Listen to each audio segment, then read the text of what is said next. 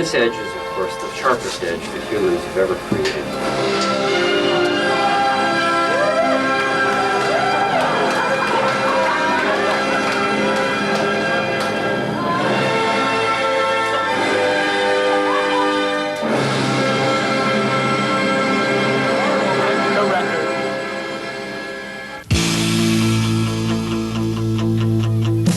Where else can we play mud volleyball in a lake on January 21st or whatever day it is? You know, it's got to be here. Got to be here.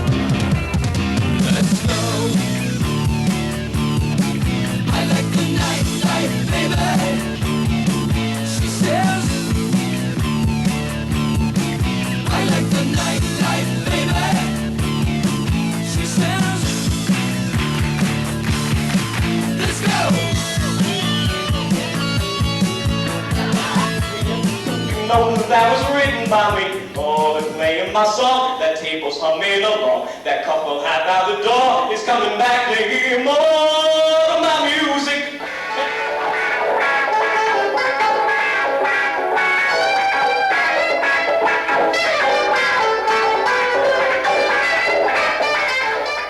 Laser writing is sort of an invented thing. It's sort of like tartar and cholesterol. It didn't exist like 6-7 years ago. It wasn't even around. In fact, laser writing is more recent. That's a scientific and medical fact. It's a more recent thing.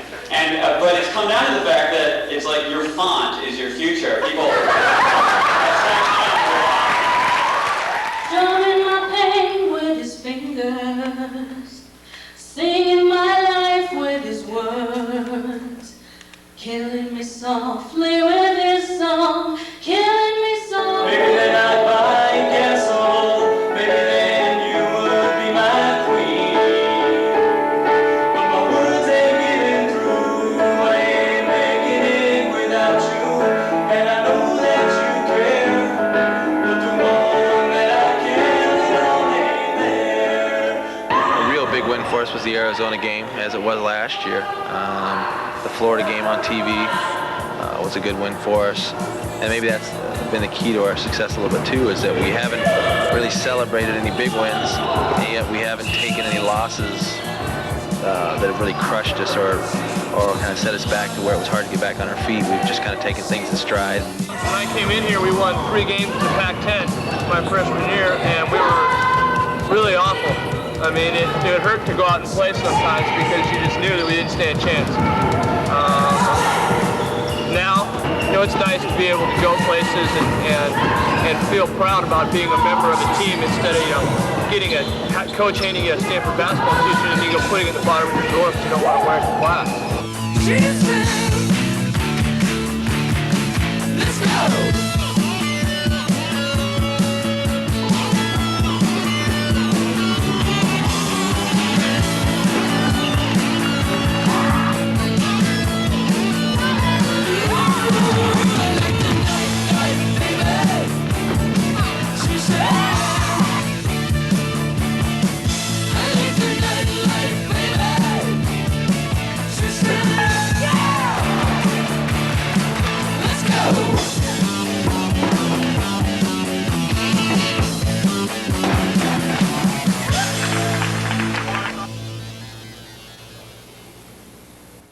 Right now, what people are doing is they are coming to buy their tickets. The way tickets are sold is people sleep out, wait in line. At 8 o'clock in the morning, numbers are passed out from 1 to 120, and then a few people on the wait list. At 9, 10, 11 o'clock, you have to check in. You have a 20-minute leeway, like before and after the hour, so you can go to classes and stuff. But the reason that is done is so that people who slept out and didn't get tickets and are on the wait list have a slim chance of maybe getting tickets. What time did you come out? What, last night? Yeah. Oh, 11 o'clock? 11 o'clock. Yeah. But we've been saving that place since noon yesterday. So. And I'd just like to say this is the stupidest way that I've ever encountered in my life to give away tickets. I know people who slept out here tonight and they were freezing and they're both going to catch pneumonia. And I think this is just totally insane that you have to come back every hour on the hour as if you were school children. I can't see why they don't have a lottery or some better way to do this. So.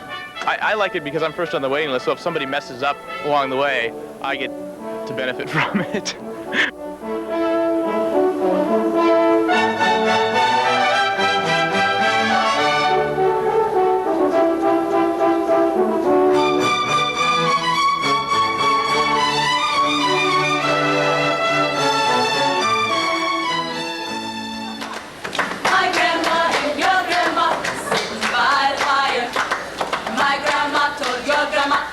But I can say that physics and the study of physical laws of motion and interaction of particles can be very interesting.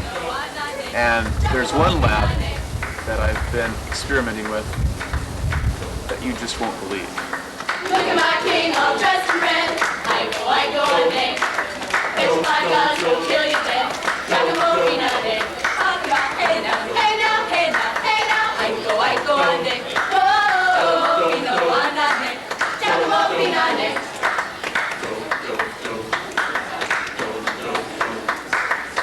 black boy and your black boy sitting by the fire. My black boy killed your black boy. I'm gonna set your flag on fire. Talking about hey now, hey now, hey now, hey now. I go all day. Oh, you know I'm not day. Chaka won't be not day.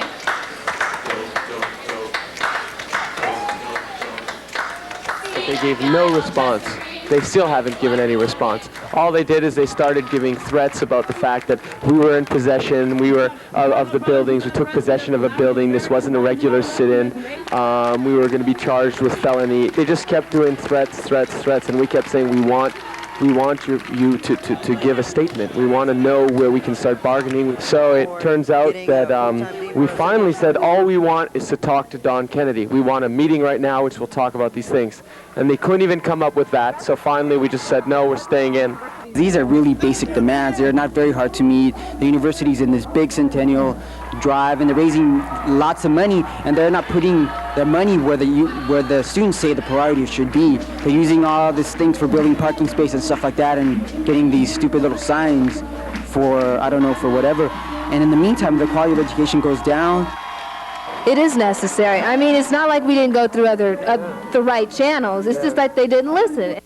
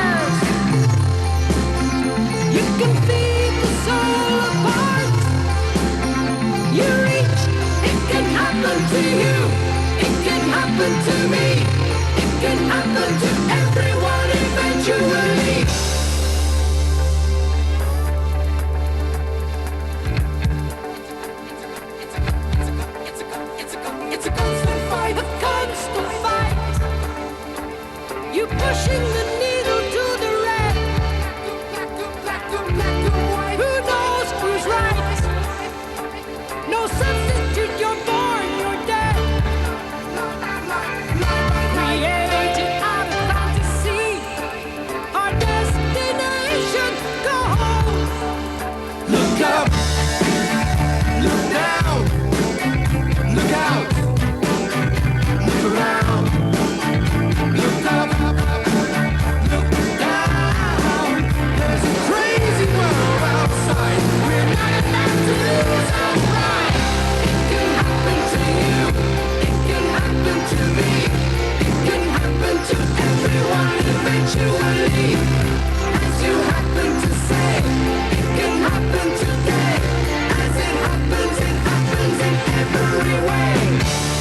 found that while I was in Europe, the Stanford students that were in the program with me were able to come together on a level that they wouldn't be able to achieve normally around even here at this campus, where things are pretty open. So we traveled around together and broke down all these barriers relatively quickly because we could understand each other. We knew, you know, well, we had so much in common already, especially compared to the people that were native Italians. You know, we didn't understand them nearly as well, and so that brought us together, and so that was an unexpected.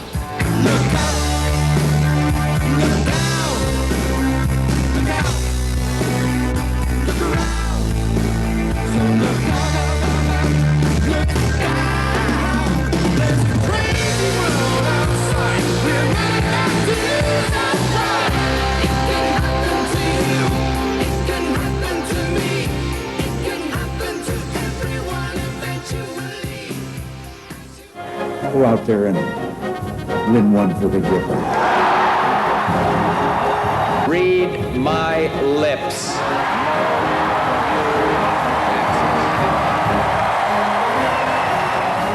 If he truly believes that J. Danforth Quayle is qualified to be 1 heartbeat away from the presidency, I may not give him the ticket, but I'm done.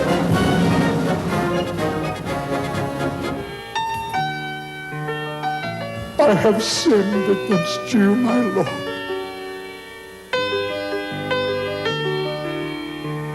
We totally renounce terrorism. Oh, dead. We had it, God. That was a dead on. The number of new AIDS cases during this year will likely equal the total. What we're dealing with in Yellowstone, we're very proud of all of you and what you're doing up there. A great many people are praying for all of you. We need help in here. I'm asking for help.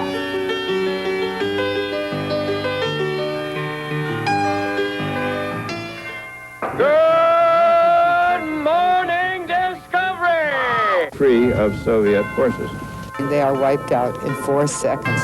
Thank you for the summit. Thank you for your presidency. And God bless America.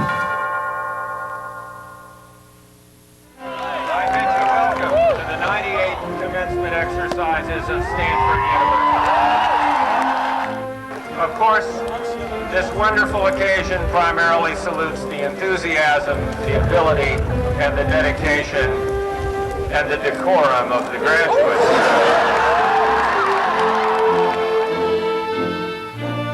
Now, the average comic strip only takes about 10 seconds to digest, but if you read every strip published in the Washington Post, as Ronald Reagan claimed to have, it takes roughly 8 minutes a day, which means by my tally that the former leader of the free world spent a total of 2 weeks, 2 days, 5 hours, and 20 minutes of his presidency reading the comic,